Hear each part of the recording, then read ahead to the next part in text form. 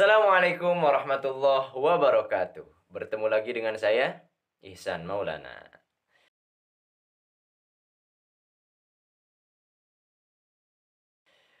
Berbicara tentang suara, itu ada suara merdu yang dianugerahkan langsung oleh Allah, dan ada suara yang sedikit kurang merdu. Suara yang tidak terdengar terlalu merdu bukan berarti suara yang tidak bisa dilatih. Itu sangat mungkin karena sesuatu yang berhubungan dengan ciptaan Allah, semisal Allah mengatakan iya, maka itu mungkin. Maka kita sebagai makhluk Allah, hamba Allah, berusaha supaya terdengar merdu. Apalagi dalam segi suara. Kebetulan, teman-teman semua, saya akan membahas tentang tips supaya suara terdengar merdu, meskipun suaranya tidak merdu. Nah, suara yang tidak merdu ini terutama dalam segi pembacaan Al-Quran. Dalam segi pembacaan Al-Quran biasanya suaranya merdu nih, tetapi terdengarnya tidak enak. Banyak itu, ya. Ada yang bisa mengucapkan suara Al-Quran atau membaca Al-Quran dengan merdu. Tetapi yang lainnya otomatis merdu dong. Nah, ada suara yang bagus untuk hal yang lain, contohnya bernyanyi. Tetapi belum tentu kita merdu dalam membaca Al-Quran, sholawatan. Nah, di sini insya Allah saya akan sedikit berbagi bagaimana cara membaguskan suara, meskipun suaranya tidak terlalu merdu. Yang pertama, itu melatih makhorijul huruf dari huruf hijaiyah. Kemarin di video sebelumnya, saya telah membagikan bagaimana cara melatih makhorijul huruf hijaiyah yang cepat, efektif, dan insya Allah mudah. Dengan cara metode cacarakan. Ya. Lakukanlah dimulai dari tempo yang sedang, yang lambat, bahkan semakin cepat. Itu ditujukan untuk melatih pengucapan huruf-huruf yang ada di Al-Quran, baik yang pendek maupun yang panjang. Maka lakukanlah latihan dalam segi makhrijul huruf hijaiyah. Itu sangat membantu dalam segi pengucapan. Bahkan nantinya kita akan percaya diri dalam pengucapan huruf-huruf Al-Quran. Sehingga suara yang dikeluarkan itu apabila dalam segi pengucapannya sudah percaya diri, sudah benar, maka akan sangat memudahkan untuk kita memerdukan suara atau mengenakan suara. Yang kedua, melatih kekuatan suara. Yang kedua ini melatih kekuatan suara nih. Suara kita kuatnya seberapa? Saya di sini ada tips, ada cara untuk melatih kekuatan suara. Itu yang pertama, lakukanlah latihan di pagi hari. Kalau bisa, itu sebelum subuh. Latihlah suara kita supaya kuat. Dengan cara mengeluarkan suara. Ada yang dengan huruf hijaiyah tadi, ada yang dengan tausye, ada yang dengan langsung pengucapan. Tetapi lebih baiknya itu mengucapkan, melatih suara kita di pagi hari itu dengan cara yang step yang pertama, yaitu melatih huruf hijaiyah. Yang keduanya kita membaca Al-Quran bisa. Dengan catatan nada rendah sedang tingginya kita latih. Ya. Yang kedua, ini hal unik nih. Ini hal unik yaitu dengan cara meniup lilin dari jarak 1,5 meter. Meniup lilin dari jarak 1,5 meter. Itu lakukan 20 sampai 30 kali per hari. Itu akan membantu dalam melatih kekuatan suara kita. Cobalah di rumah.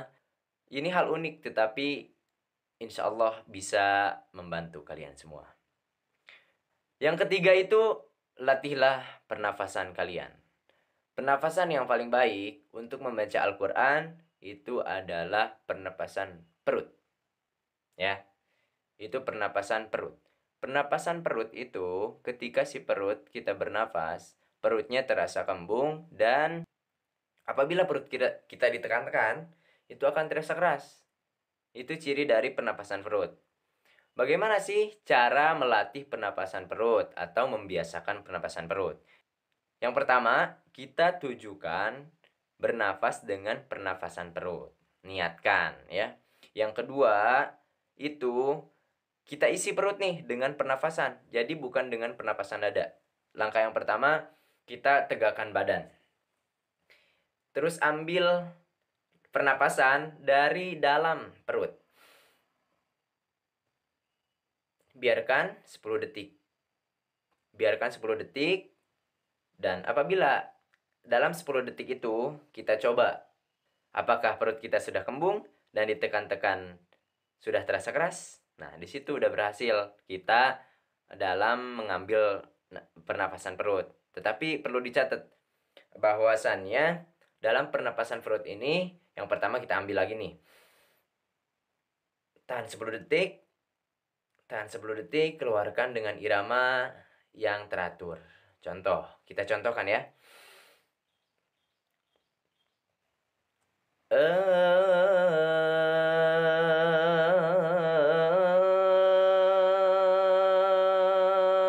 Itu terus ya. Coba yang pertama tadi ingat, kita nafas dengan tujuan nafas perut. Dalam nafas perut itu bercirikan dengan si perut kembung dan kalau ditekan-tekan itu si perutnya keras ya. Itu untuk melatih pernapasan perut. Apa sih fungsinya pernapasan perut? Itu untuk melatih pembendaharaan nafas supaya nafas kita menjadi awet. Supaya dalam membaca Al-Quran kita bisa mengatur nafas kita. Karena kalau kita menggunakan nafas dada itu akan sangat menghabiskan nafas. Maka dalam membaca Al-Quran suara kita tidak akan terdengar merdu. Itu untuk melatih pernafasan. Melatih teknik vibrasi. Vibrasi ini adalah getaran suara, ya. Getaran suara. Awas, jangan ada vibrasi yang dibuat-buat, tetapi vibrasi yang bagus adalah vibrasi yang bersifat alami. Bagaimana cara melatih vibrasi?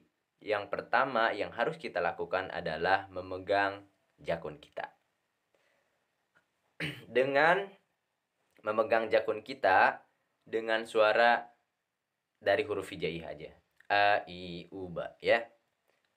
A, I, U, Ba. A, I, U, Ba. A. Bukan berarti kayak gitu juga. A. Nah, itu vibrasi atau getaran suara. Jangan gunakan vibrasi yang dibuat-buat, tetapi vibrasi yang alamiah. Coba yang langkah pertama tadi, kita tekan dulu jakun dan coba keluarkan suara. Ya, ini coba rasakan getaran di pita suara kita. Nah, itu coba keluarkan. Nanti insya Allah vibrasi dengan sendirinya akan keluar. Yang selanjutnya melatih suara nada tinggi. Nah, ini yang agak susah. Saya pun masih dalam proses. Tetapi ayo kita sama-sama belajar. Melatih nada suara yang tinggi. Melatih nada suara yang tinggi itu kita resikonya dengan ekspresi wajah kita. Bahkan kori-kori atau pembaca Al-Quran yang suaranya tinggi itu ekspresinya bisa dikatakan berbeda, unik-unik semua. Ya. Tetapi itu bukan hal yang menghalangi kita dalam membaca Al-Quran yang tinggi nadanya.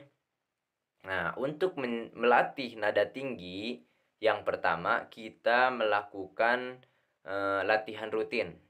Baiknya itu di pagi hari. Kenapa di pagi hari? Untuk melatih suara kita supaya tinggi. Itu alasannya karena badan kita, jasmani kita, rohani kita udah siap. Dan si suara pun sudah diistirahatkan. Dari peristirahatan. Sudah diistirahatkan maksudnya ya. Nah, yang pertama yang harus kita lakukan yaitu tadi langkah pertama pengucapan huruf hijaiyah. Maka gunakanlah di sini nih untuk awalannya yaitu dengan membaca Al-Quran terlebih dahulu. Contohnya kita membaca 5 surat. 5 surat dan mulailah berlatih dengan pengucapan huruf hijaiyah. A, I, U, Ba. Dengan catatan, kita melatih suara dengan nada terendah terlebih dahulu. Nada yang paling dianggap rendah oleh kita. Yang paling rendah ya. Yang paling rendah. Terus naik, naik. Dan nanti kita lakukan nada yang menurut kita paling tinggi. Biasanya nada standar dalam pembacaan ayat suci Al-Quran itu 3 oktav. Tapi banyak juga yang memiliki 4 sampai lebih lah ya. Tergantung sesering kita dan anugerah dari Allah itu sendiri.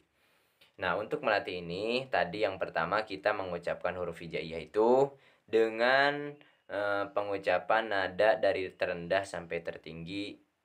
Yang kedua, lakukanlah konsep bahwasannya di minggu pertama, di minggu kedua, saya melakukan nada tingginya kisaran contohnya 9. Nanti di minggu ketiga keempatnya saya melakukannya 10. Jadi ada tingkatannya.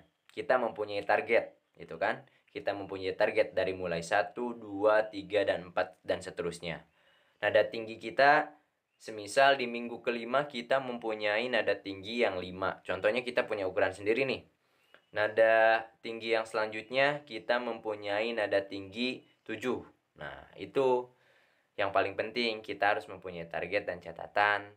Nah, jangan lupa, nada terendah pun harus diperhatikan. Karena itu pun adalah suatu tantangan. Nada terendah itu susah. Nada tertinggi itu juga susah. Maka itu yang sering kita latih. Untuk melatih nada tinggi dari suara kita. Yang kedua, ini caranya unik. Yaitu dengan cara menenggelamkan sebagian kepala kita ke dalam air. Dan kita keluarkan suara di dalam air tersebut. Dengan suara yang sekeras-kerasnya. Tapi jangan lupa, kita jangan terlalu memaksakan suara kita. Itu akan menimbulkan kerusakan pada pita suara kita. Ya, lakukanlah dengan cara yang tadi, jangan terlalu memaksakan. Tetapi ini bedanya di dalam air. Itu agak susah. Coba ya. Ya, lakukan secara rutin setiap hari insya Allah. Yang selanjutnya, ini cara unik kedua nih. Ini cara unik kedua yaitu dengan memakan cabai. Dengan memakan cabai. Kita makan cabai sampai mulut kita terasa pedas nih. Lalu buanglah, mohon maaf, dahak kita secara perlahan dengan memangapkan si mulut kita ya. Bisa dilakukan di kamar mandi maupun dimanapun yang tidak mengganggu keresahan orang lain ya. Itu cara unik untuk membersihkan dari tenggorokan kita, suara kita supaya terdengar lebih merdu. Yang selanjutnya itu melihat dan mendengarkan audio dan video dari para qori. Nah, ini yang paling penting. Referensi adalah penting untuk menambah pengetahuan wawasan kita. Apalagi dalam segi membaca Al-Quran. Ada 7. Ada bayati, ada hijaz, ada soba, dan lain-lain. Itu penting. Kita belajar. Belajar bukan hanya dari majelis saja. Tetapi dimanapun kita bisa belajar. Apalagi di musim sekarang ada pandemi virus corona ini. Kita gunakan sosial media sebaik mungkin untuk melatih atau mencari ilmu. Kita lihat gaya dalam pengucapan huruf hijaiyahnya bagaimana. Kita lihat bagaimana cara dalam membaca Al-Qur'annya. Kita lihat referensi dari para qori. Contohnya, saya sangat mengidolakan Muzammil Hasbalah. Contohnya, ya. Atau qori internasional Haji Mukmin Ainul Mubarak. Nah, itu bisa jadi referensi. Kita mendengarkan audio dari para qori dalam segi pengucapan huruf hijaiyahnya bagaimana, dalam segi membaca Al-Qur'annya bagaimana, dalam segi membaca dan menghukumi hukuman huruf itu bagaimana, itu paling penting. Itu untuk referensi. Selain kita belajar, kita melihat idola atau para juara. Yang terakhir ini penting. Semua usaha tetapi tanpa doa itu percuma. Maka setelah kita berusaha, maka lebih baiklah kita berdoa. Lebih baik berdoa itu dari awal, dari kita mulai mau belajar nih, dari huruf hijaiyah sebenarnya itu berdoa terlebih dahulu, meminta kepada Allah bahwasannya kita akan berusaha untuk memerdukan suara kita yang bertujuan untuk membaca Al-Quran. Maka tidak ada yang tidak mungkin doa kita terkabul ya. Yang keduanya di akhir juga kita berdoa. Pokoknya setiap berusaha pasti diiringi dengan berdoa.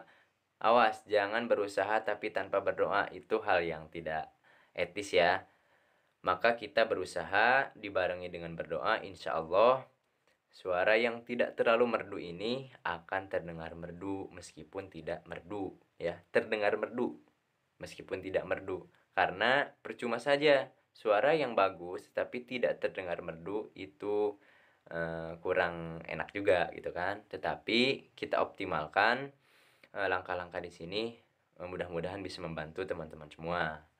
Saya di sini bukan berarti udah bagus juga, tetapi insya Allah kita di sini belajar sama-sama supaya bisa memerdukan atau mengenakan suara. Karena suara yang merdu itu anugerah dari Allah, tetapi suara yang enak itu bisa kita usahakan dengan berdoa dan berusaha. Terima kasih. Wassalamualaikum warahmatullahi wabarakatuh.